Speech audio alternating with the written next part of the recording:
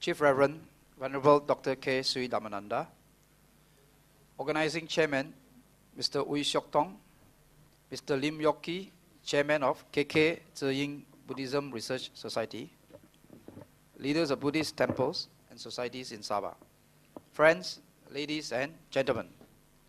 On behalf of the organizing committee, I would like to extend a very warm welcome and good evening to all of you, especially to our distinguished speaker for this evening, the Venerable Dr. K. Sri DhammaNanda, who is also affectionately known as Chief Reverend among the Buddhist fraternity. This year, as part of the nationwide celebration to commemorate the 50th anniversary of Chief Reverend's missionary service in Malaysia, we are indeed happy and fortunate to have this opportunity to jointly organize Chief Reverend's Dhamma tour to Sabah. The Chief Reverend's tour of Sabah is for 5 days, from 12th to 16th August. Chief Reverend will be visiting Lahadatu tomorrow. The theme of Chief Reverend's tour is Inner Peace and Well-being. Tonight, Chief Reverend will speak to us on Power of the Mind. Ladies and gentlemen, Chief Reverend is no stranger to Sabah.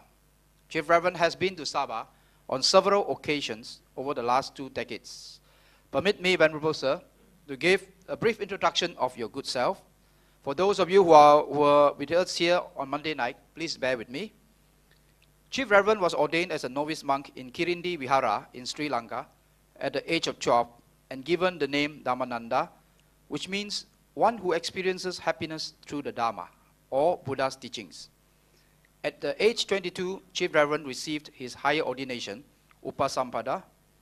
Chief Reverend holds a diploma in linguistic, philosophy, Pali, Sanskrit, and Sinhalese, and a master's degree in Indian philosophy from Benares University in India.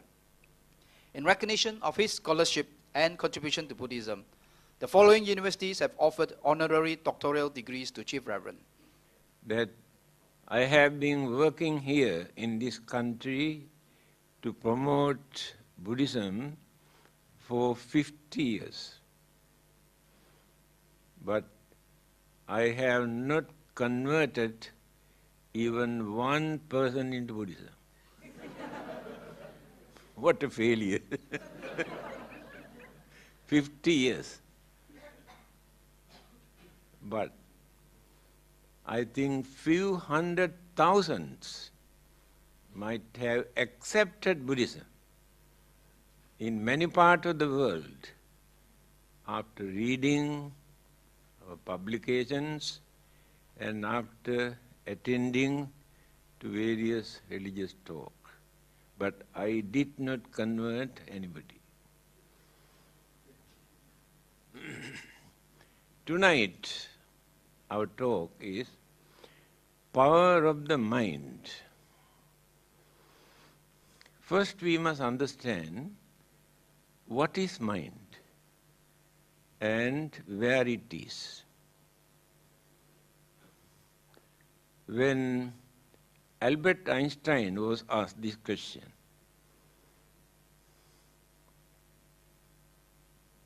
what is mind? He said, no matter. Then he asked, what is matter? Never mind.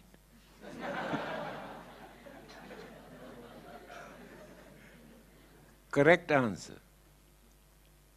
Because in the matter there is no mind. In the mind there is no matter. This is how we answer.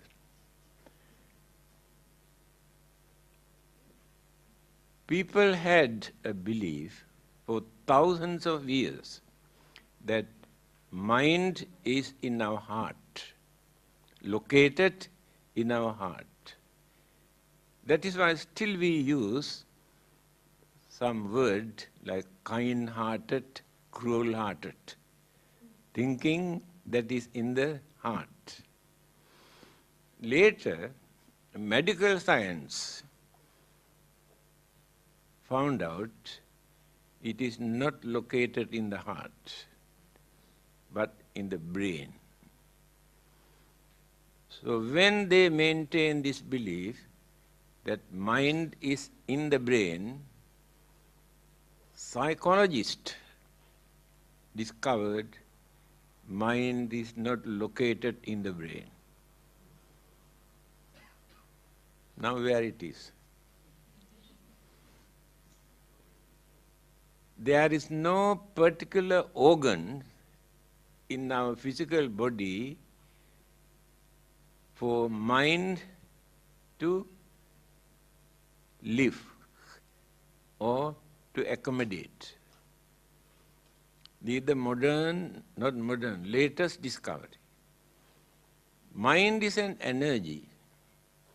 Now this electricity is not located in any particular area. Electron exists. But by using various gadgets, we use that energy. The mind is exactly like electron. Now the trouble is, although we know that we have a mind, it is not necessary for us to know where it is. But we must know that we have a mind and how to make use of this mind. Then religion, the main purpose of religion, any religion, is not only for worshipping and praying and performing rite and rituals and ceremonies. They are not the main purpose of religion. The main purpose of a religion is to train this mind not to commit evil, bad, wicked, immoral, cruel, dangerous, harmful thing. When such ideas appear in the mind, train this mind not to do this. This is the duty of religion. If religion cannot do that, there's no point of worshipping and praying and offering. And again, when certain good thoughts appears in the mind must have courage to do something to serve others, to maintain our human dignity, to develop our human values, give credit to our human intelligence by using that mind correctly. Religion is important for that. The other day I have told you, only human beings have a religion. Other living beings have no religion. Why do they need a religion? Because they have an extraordinary intelligence. This intelligence you cannot find in other living beings. They too have a mind. Their minds are limited only to find out their food, their shelter, their protection and pleasure. It is difficult for them to use this mind further than that. That day I told you, we are called Manushya because we have thinking mind. Mana means mind. Thinking mind. By thinking, analyzing, use sense of reasoning, understanding, we will be able to do anything in this world which others cannot do. We can develop our human mind or intelligence to destroy the whole world at once. what they have discovered by using their mind today, they can destroy the whole world within half an hour. That is human mind. At the same time, religious teachers, enlightened religious teachers, have developed their mind up to such extent to guide the whole humanity, to bring them into correct path. That is human mind. Of course, many people believe divine inspiration is there. Here we take only human mind without any extra energies or powers or any other influence.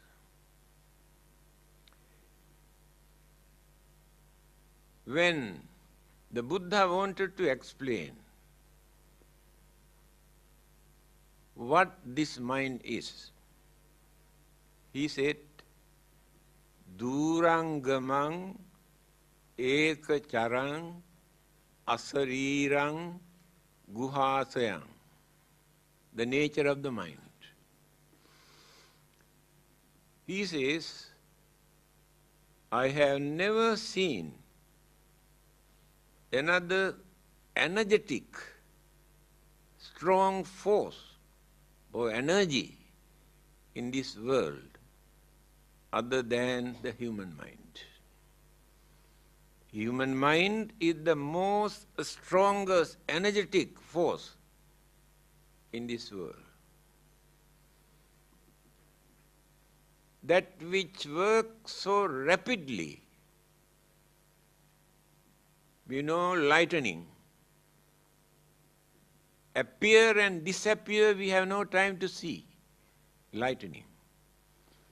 But the mind can work thousands times faster than that. This is the nature of the human mind. I can give a simple example how quickly we can twist and turn the mind. Anyway, it is not very pleasant. Please forgive me. A young housewife was making love with a young boy in the kitchen. Her husband saw this. Then he asked, what are you doing? Then at once she said, do you know, every time when I keep durian here in this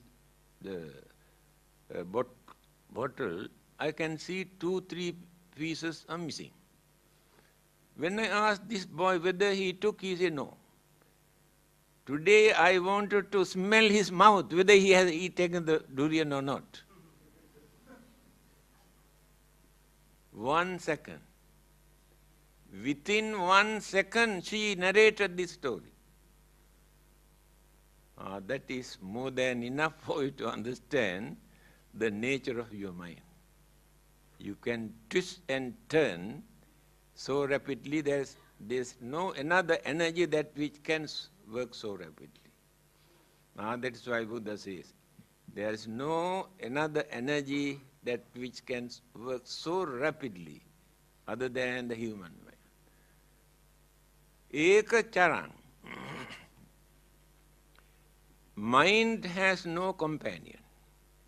Live, exist alone.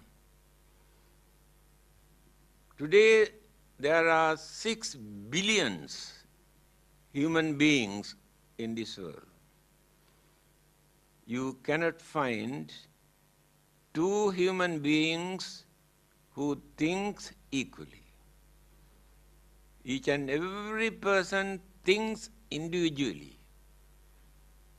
Husband and wife who lived together for 50 to 75 years. Still, husband cannot understand the mentality of wife. Wife cannot understand the mentality of husband.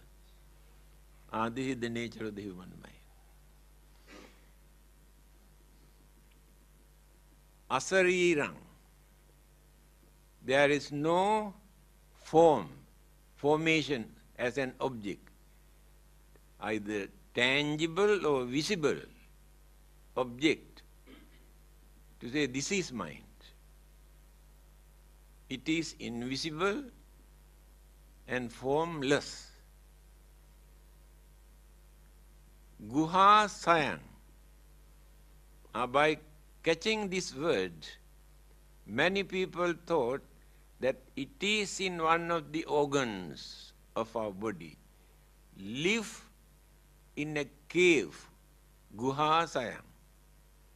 Mind exists in a cave. But when we analyze, we can understand that the whole body is the cave. Not the heart or the brain, but the whole body. Mental energy exists in our body, according to the Buddha also. Then, there was a lot of controversy regarding the origin of the mind. At what stage in the mother's womb the mind starts in that baby? What stage? Different opinions. They could not come to any conclusion. Albert Einstein says, mind must come first.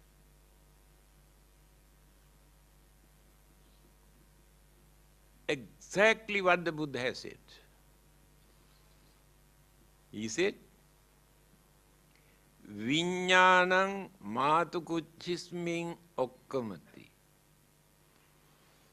The departed person's consciousness, mātukuchismiñ, in the mother's womb, okkamati, enter. That is the nucleus of life. Later, all the other cosmic energies, elements, combined together, build up this life and this body.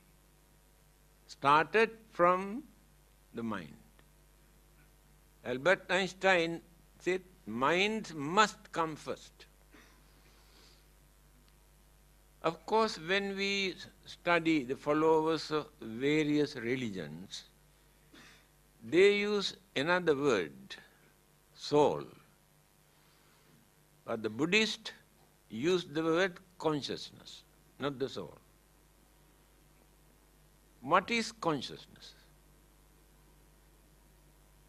The word viññāna, in English we say consciousness, but we cannot catch the real meaning. In that consciousness, there are 5 kinds of mental energies. There are 4 mental faculties: Vedana, Sanya, Sankhara, Viññāna. The mind divided into 4 faculties. Vedana, feeling. Pleasant, unpleasant feeling we experience through one faculties of the mind. Sanya,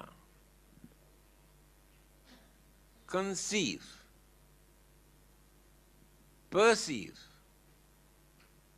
recognize, identification take place in the second faculty of the mind. Third one, sankhara. Very difficult to find out correct English word for that. We say mental concomitant, mental formation, but cannot catch the real word, meaning what the Buddha wanted to tell us.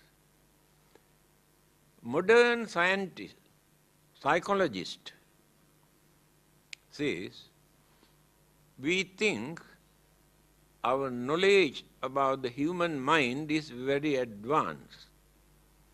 But when we compare our knowledge about the human mind with the psychology that existed 2,500 years ago, we feel we are still in infancy stage,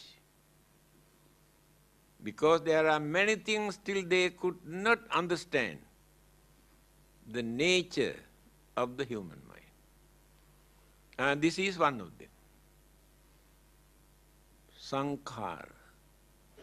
We say mental formation. What is this mental formation?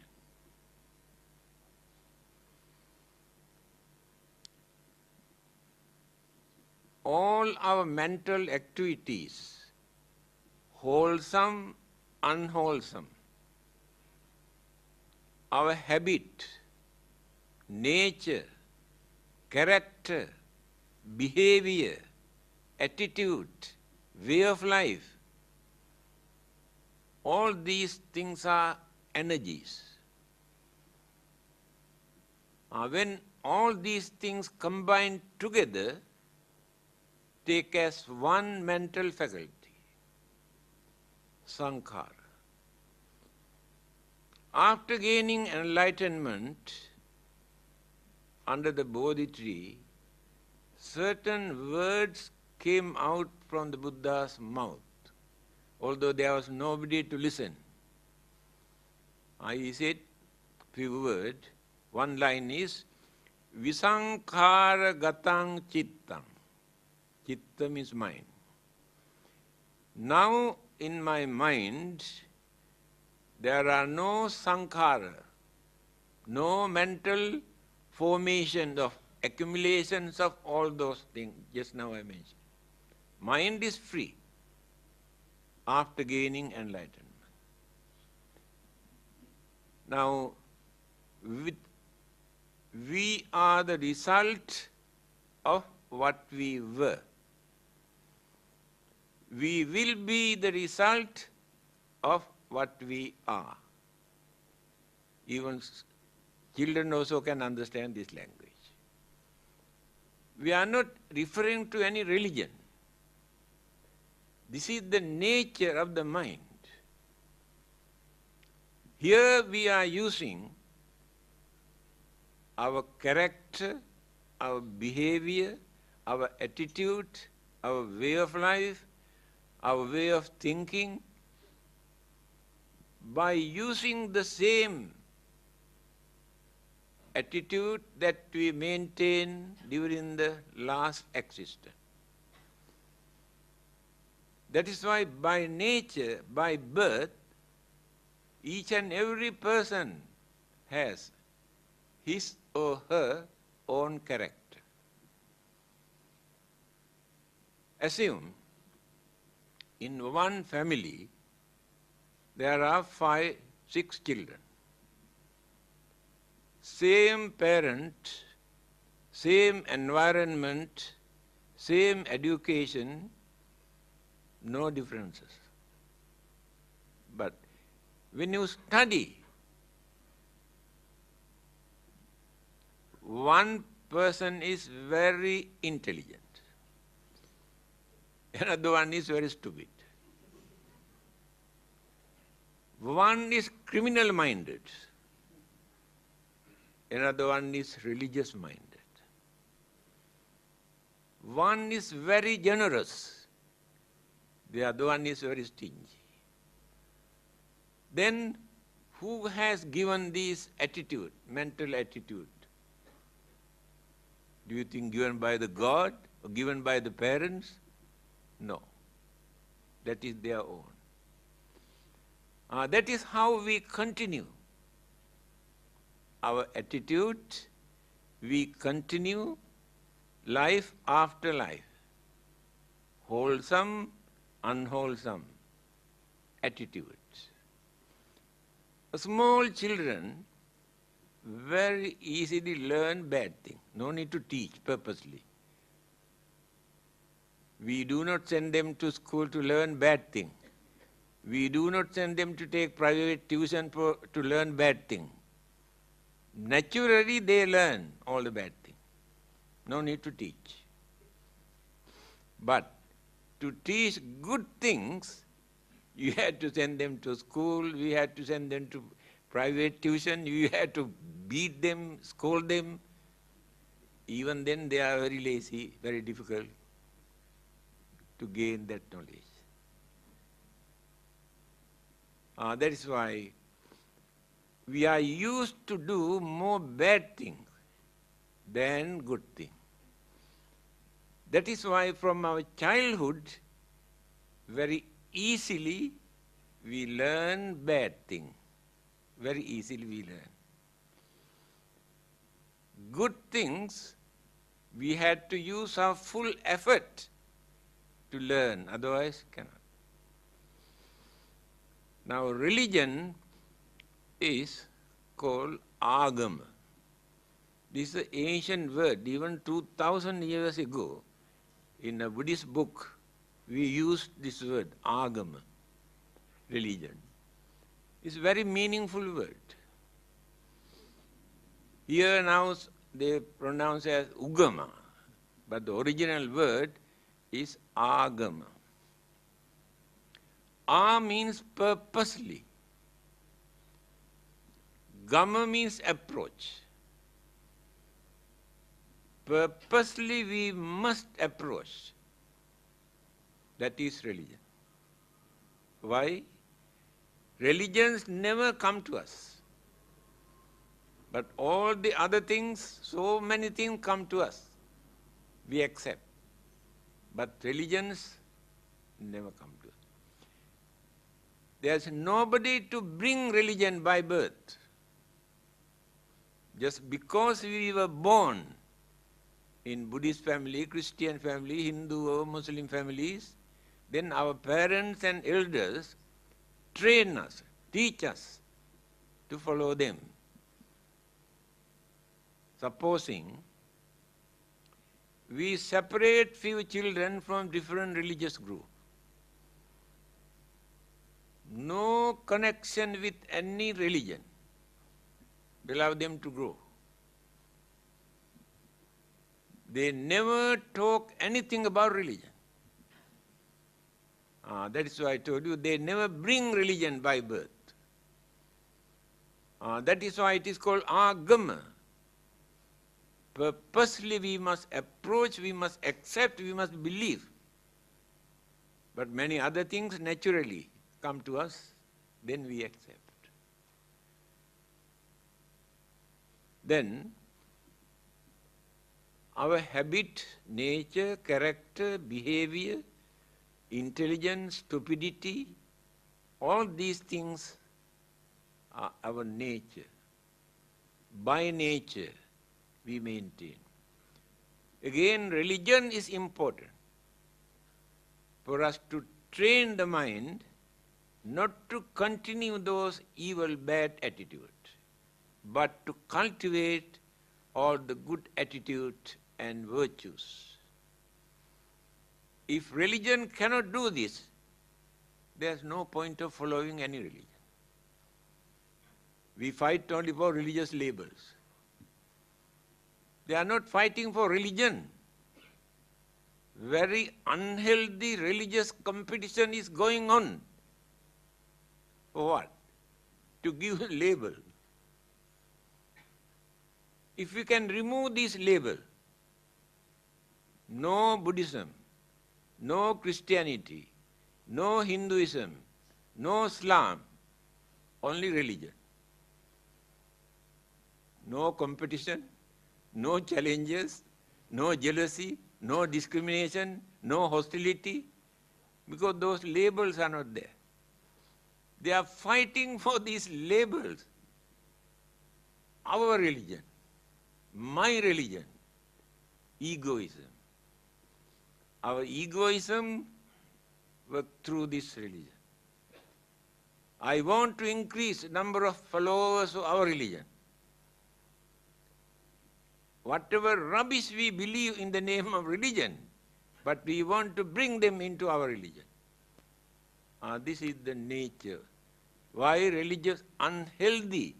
Religious competition is going on all over the world.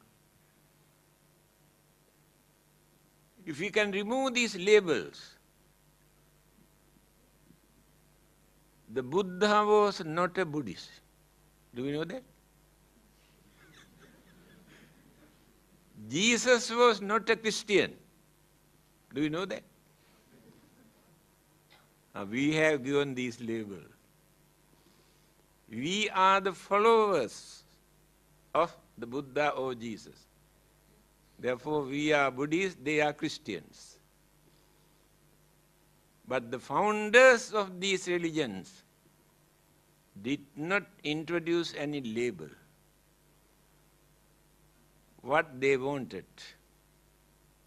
was to guide us, to tell us what is right, what is wrong, what to do and what not to do, how to maintain peace, happiness, satisfaction in our life.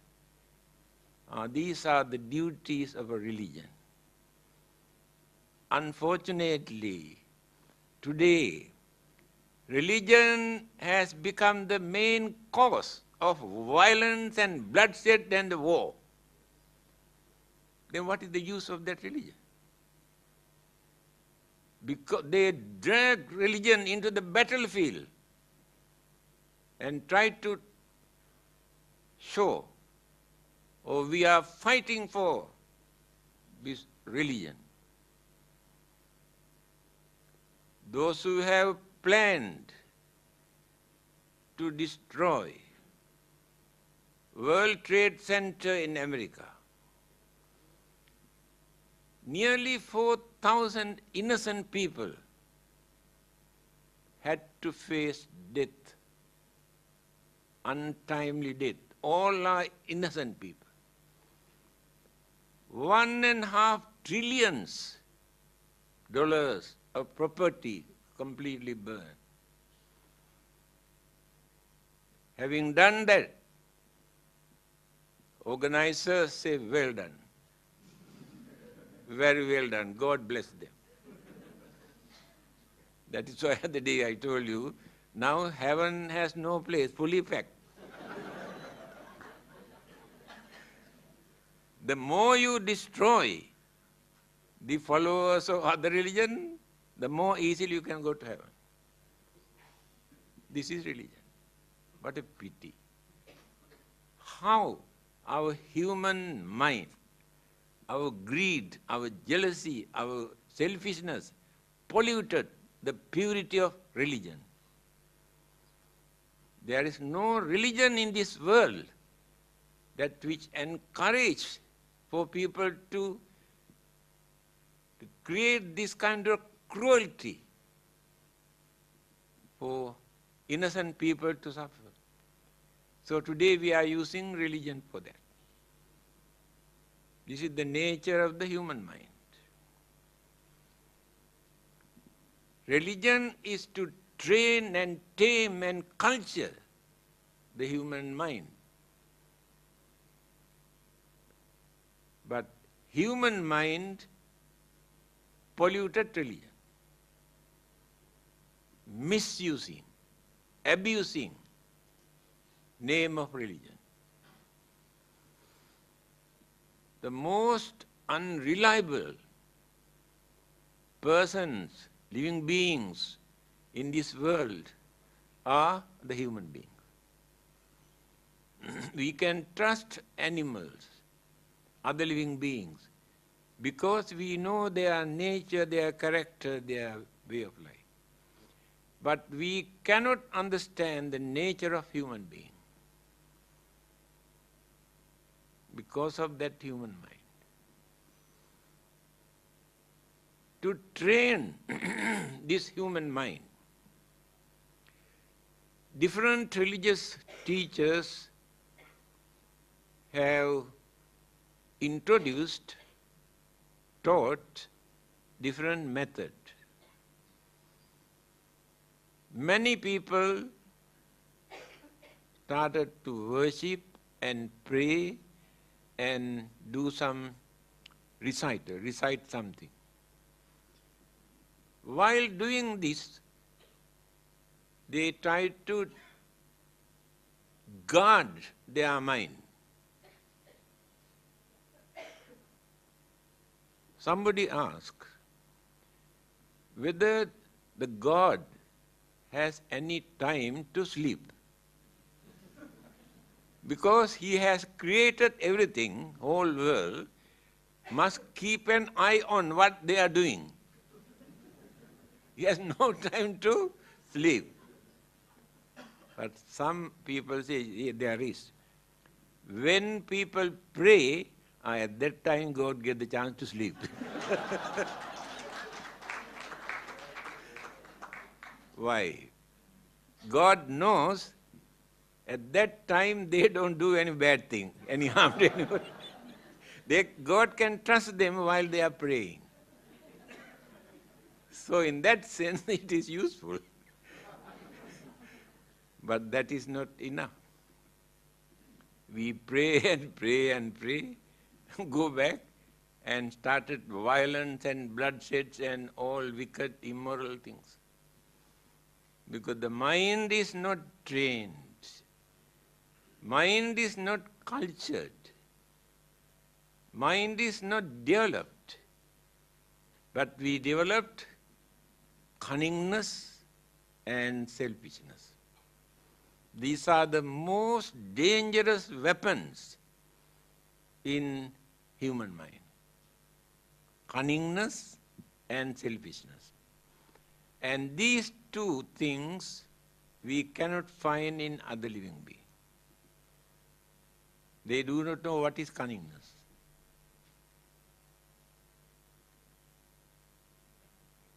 Small children, still mind not yet developed up to that extent to bring external things into the mind. Telephone is ringing. Then child goes, say hello. Can I speak to so and so? Mention the name. Then the child say, Daddy, telephone call. Then the daddy say, tell I am not at home. Then this child say, Daddy says he is not at home. Because they are innocent, they have no cunningness, they do not know how to tell lies. Again, amongst all those living beings, they too have their own languages. Human beings are the only living beings in this world who tell lies. See how clever we are. Others do not know how to tell lies. That is the development of the mind. To twist and turn is the development of the mind. But others had no chance to develop that mind to behave like that. They follow the nature. We have violated the nature by using that intelligence. Then misuse this mind by adapting our inborn qualities, characters, behavior. All of us have 6 kind of characteristics. Raga charita, dosa charita, moha charita, buddhi charita, vitakka charita, saddha charita. 6. 6 kind of characteristic all of us have. No one is free from them. But noticeable, only 1 or 2. All the others were submerged, not active, but remains in the mind. Raga Charita. Mind is dominating this attitude for sexual activities. Sexual urge is so advanced in their mind, they can forget everything. They can go against anybody. What they need is to gain some sort of sexual satisfaction. There are many.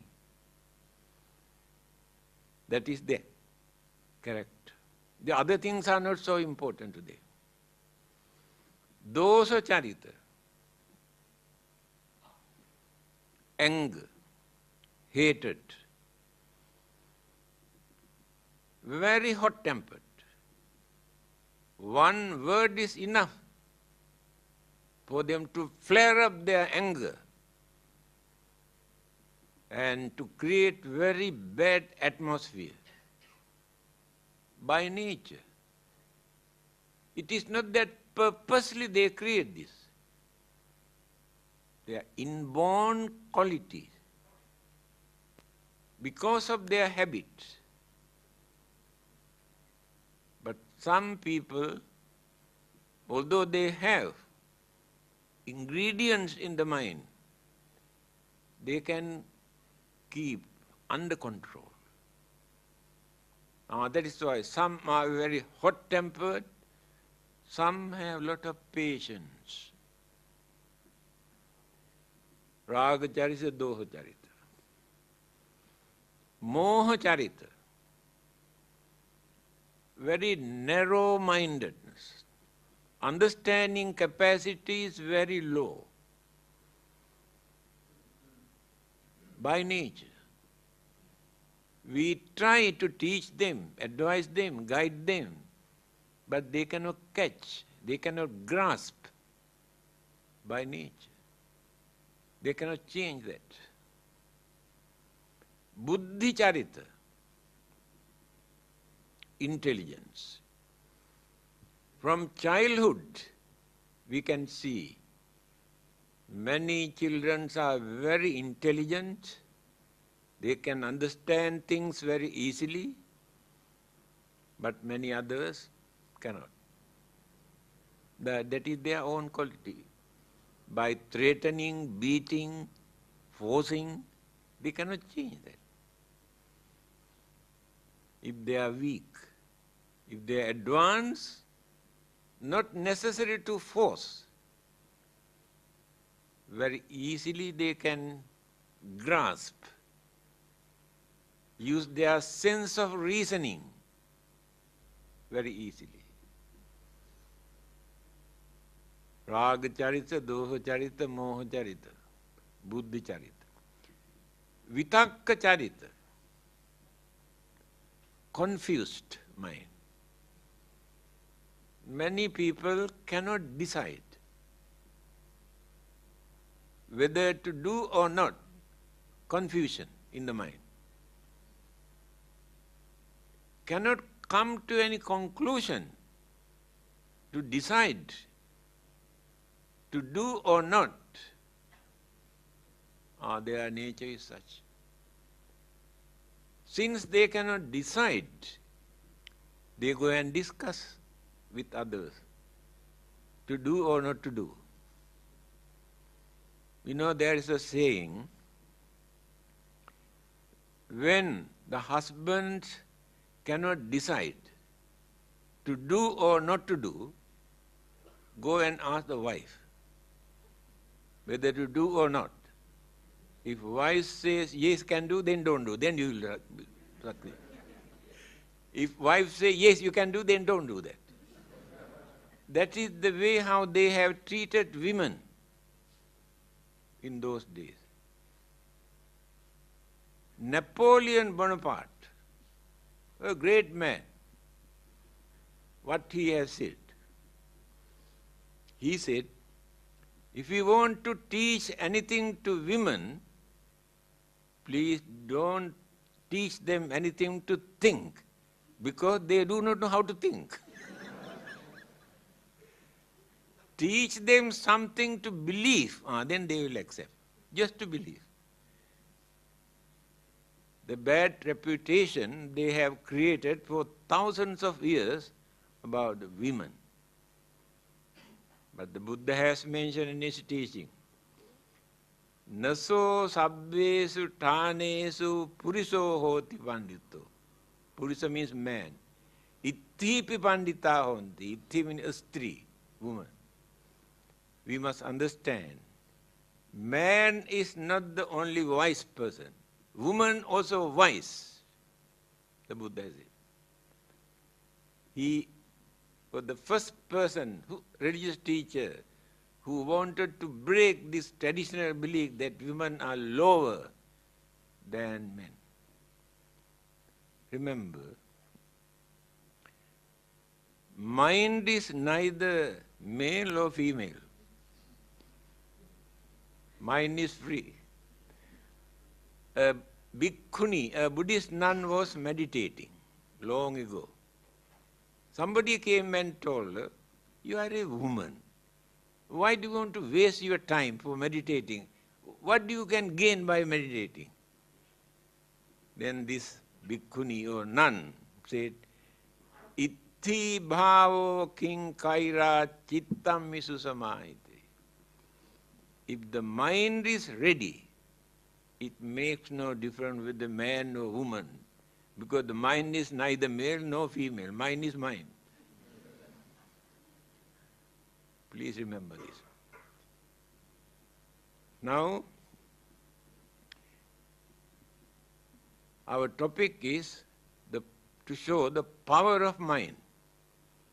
Just now I mentioned few items.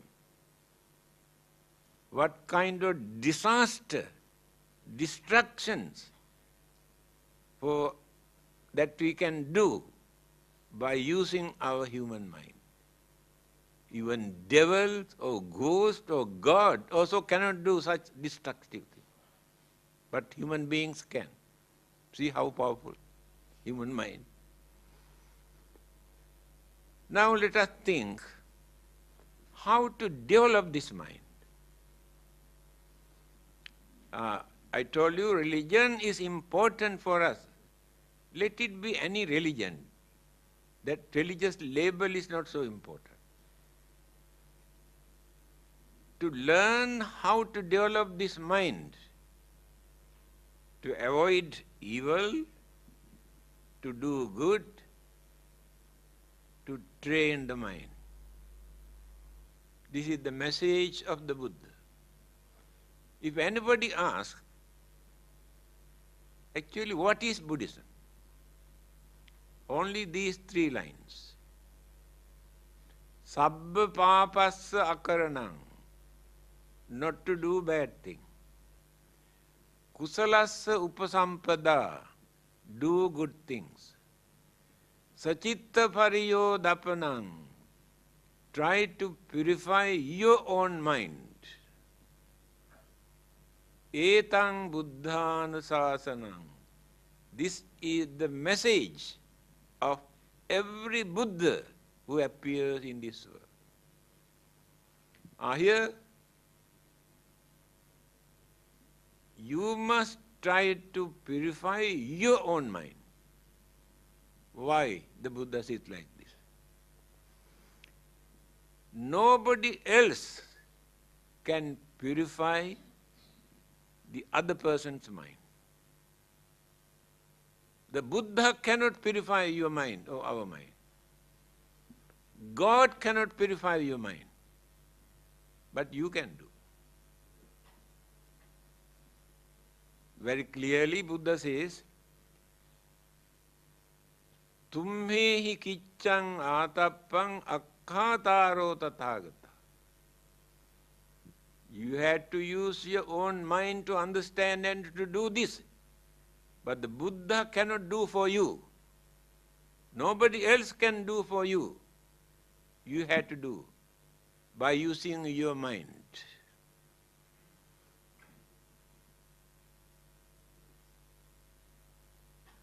Now, you believe in God.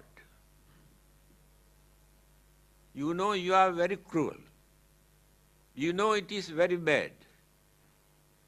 You go and pray and pray and pray, asking God to take out the cruelty from your mind. Do you think God can do that? If not, you come to the Buddha. Having heard Buddha also very powerful. And worship and say, please take away my cruelty from my mind. Do you think Buddha can do that? Impossible. Another person cannot change the mind. Religious teachers can give guidance, advice, how to do that. But you have to do this. They cannot do that. That is why here the Buddha says, Sachitta Pariyodapanam. You must try to purify your own mind. Another person cannot purify. How to purify? Now you have been doing certain bad things. So one day you realize, I know these things are wrong, very bad. Then you determine not to repeat, not to do it again. Stop. Then you purify your own mind. The God cannot stop this, the Buddha cannot stop this. But you can. This is the nature of the mind. Another person cannot handle our mind. Either Buddha or God or any other supernatural living beings cannot do anything with our mind. But we can do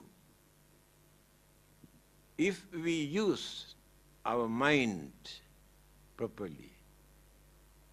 But the religious teachers give guidance, advice, how to do this. Now let us take the Buddha. How to purify, how to train, how to tame, how to develop the mind. Then, method is this. First, you must stop bringing external object into the mind through the senses. Every minute, every second, external object disturb the mind. Vision, the sound, the smell, the taste, the feeling. These 5 channels. Mind itself creates mental objects. 6 channels. Mind is mad now. No peace. Then create anger, jealousy, grudge and ill will, craving, attachment, all the what you call good and bad mental attitude we create because of these external objects. The Buddha says this very clearly. Pabhassara midang bhikkhave cittang panchako agantukehi upakkilesehi upakkilitta. I am giving this quotation for you to know, to show the authenticity. These are not my own interpretation. He says, naturally, at the initial stage, our mind is pure. Later, when the 5 senses started to develop, to bring external object into the mind, mental pollution starts from that day onward. This is the nature of the mind. That is why we had to train our senses not to disturb the mind by bringing external object. Stop. Train the mind not to create mental image, mental object. Now the mind is alone. No disturbances, no temptation, no irritation. But mind cannot stay alone without taking an object. Mind must fix towards an object. The Buddha has advised, we must give a neutral object. If it is very good, very pretty, very handsome, then again mind is disturbed. If it is ugly, filthy, disturb the mind. Therefore, object must be neutral. So what is the neutral object recommended by the Buddha? Your own breath. Inhaling, exhaling, inhaling, exhaling. Count. 1 to 10, 1 to 10, 1 to 10. In the mind, no need to decide. Now mind cannot catch anything else into the mind. Cannot bring anything else into the mind. Mind is relaxing, relaxing, relaxing, relaxing. When the mind is relaxing, I told you the other day also, the organs of our body, brain cells, hormone, glands, nervous system, blood circulation, heartbeat, stomach, all these organs are disturbed by the mind. But when the mind is relaxing, these organs also function in normal way. Then we can lead a healthy life, we can avoid many sicknesses. Because the mind can create so many sicknesses. We do not know that. Later we come and say, oh, somebody might have done charm, or black magic, or devil, or ghost. Cannot understand this is created by our own mind, not by anybody else. Now, mind is very tame, not stubborn, not wild, very tame, because had the chance to relax. There is no religious label for that. This is not only for Buddhists. Anybody who got a mind can practice this without using any religious label. Then, when we use our mental energy through the senses, because senses cannot work without mental energy. Eye consciousness, ear consciousness, consciousness is working there. But we use these as channels, bring. If we maintain this fear or worries or anger for a long period, create sicknesses, lot of sicknesses. Then, when the mind is cultured, take an object into the mind. He has prescribed 4 objects to concentrate. Kayanupassana, Vedananupassana, Chittanupassana, Dhammanupassana. 4 objects. Take body. Your body or my body. Concentrate. Analyze. Try to understand what this body is. Then we start from the very beginning. This is the combinations of 4 mental faculties and 4 elements. Combination, then the body comes into existence. Again, when we analyze part by part in our physical body, separate all those things, keep separately. The man is missing. Flesh, bones, blood, a skin, hair, teeth, keep all separate one by one. But the man is missing. The man is a concept created by our mind when all these things combine together. In reality, there is no man. The combinations of all these things create this. Then, to maintain this body, why should I commit bad, wicked, cruel, harmful thing? Develop the mind. Cultivate the mind. By concentrating on physical body. Then Vedananupassana. Vedana means feeling. We have 3 kinds of feeling. Pleasant, unpleasant, and neutral. Neutral feeling we neglect.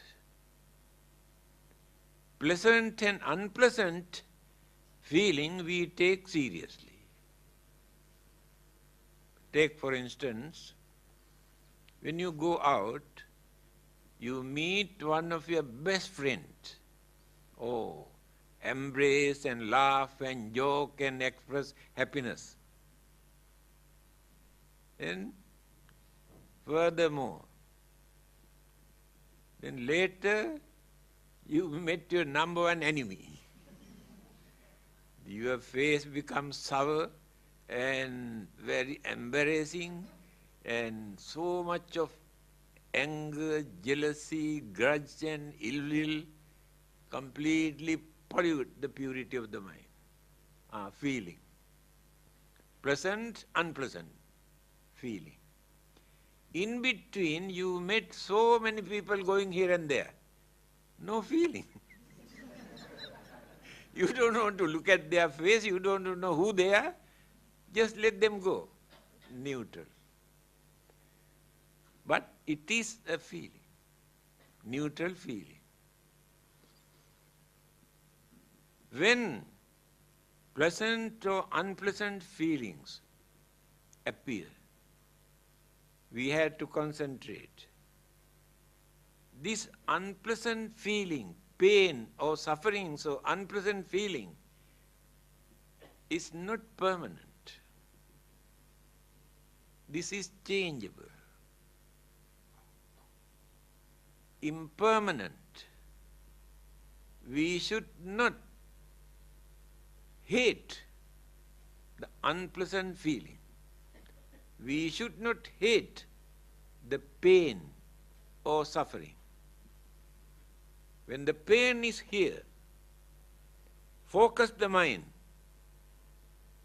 then create, oh, pain, pain, pain, pain, pain. Then harmonize. Mind harmonize with the pain, then forget the pain. That is meditation. Meditate on pain. Then we have forgotten the pain. pleasant feeling. Then you have to think, this very pleasant and nice feeling that I am experiencing won't last long. Maybe a few seconds, or few minutes, or few hours, or few days, or few months. It disappears. Why should I become slaves to this pleasant feeling? To misuse, to neglect all my duties, responsibilities, obligations, and spiritual development. Why should I neglect them just because this pleasant feeling? It is impermanent. Certain feeling only few seconds, disappear. After that, we want to get it back. We run after that, cannot catch. We get into trouble. You have to concentrate on that, this pleasant feeling, that is emotional satisfaction, disappear any moment. So, if you did not surrender yourself to this pleasant feeling, when that disappears, you never worry. You can maintain your normal life. That is the way how to meditate or concentrate on pleasant feeling. All these things we are doing to train the mind.